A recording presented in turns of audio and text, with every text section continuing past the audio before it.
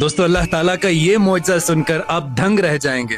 Tanzania में रहने वाले इस्माइल अजीजी की ये कहानी, जो कई बार मेडिकली डेड अनाउंस किया गया, लेकिन फिर अल्लाह की रहमत से, अल्लाह के मौजज़े से ये दोबारा जिंदा हो जाया करता था। तो पहली बार इसका एक्सीडेंट एक बाइक से होता है और ये बहुत ही खतरनाक एक्सीडेंट था। लोग इसको हॉस्पिटल लेकर जाते हैं और वहां डॉक्टर्स चेक करते हैं कि इसका हार्ट बीट नहीं कर रहा और इसको क्लिनिकली डेड डिक्लेयर कर दिया जाता है। लोग इसकी लाश को घर लेकर जाते हैं, लेकिन वहां अल्लाह का मौजज़ा होता है। ये शख्स दोबारा से उठकर बैठ जाता है, दोबारा से जिंदा हो जाता है। और दूसरी बार इस शख्स को इतना सख्त मलेरिया हुआ, लोग इसको फिर से डॉक्टर्स के पास लेकर गए।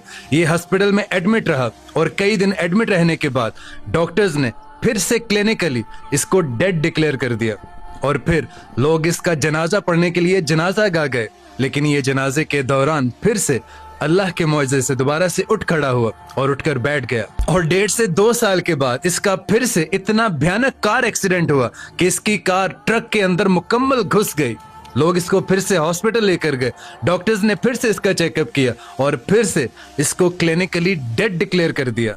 और फिर जब लोग इसका जनाजा पढ़ने जा रहे थे और ये फिर से दोबारा से अल्लाह की रहमत से जिंदा हो गए और फिर से उठकर बैठ गया। अब तीसरी बार जब ऐसा हुआ तो लोग ये सोचने लगे कि इसके अंदर जरूर कोई भूत प्रेत है, कोई ऐसी नेगेटिव एनर्जी है या पॉजिटिव एनर्जी है कि कोई इसे मरने नहीं देता, इसके ऊपर कुछ साया है जो इसको मरने नहीं देता। और अब लोगों का शक बढ़ ही रहा था कि एक दिन अचानक फिर से ये टॉयलेट पिट में गिर जाता है और फिर से वो सारा सीन होता है। लोग हॉस्पिटल जाते हैं और इसको लोग डेड डिक्लेयर करते हैं, लेकिन फिर से अपनी जनाजा पर ये दोबारा से उठ खड़ा होता है। और इस बार लोगों का शक यकीन में बदल जाता है कि इस शख्स के पास कोई ना कोई ताकत जरूर है जो इसे हर बार मौत के मुंह से वापस ले आती है और इसे मरने नहीं देती।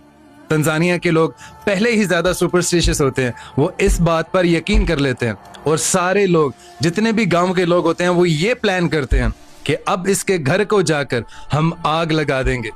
एक दिन जब वो सोया होता है तो रात में सारे लोग उसके घर पहुंचते हैं और उसके घर को आग लगा देते हैं। अब इतना ज्यादा धुआं, और फिर जब धुआं उसके अंदर जाता है और इतनी ज्यादा आग में जब वो लिपटा होता है तो वो फिर से मर जाता है।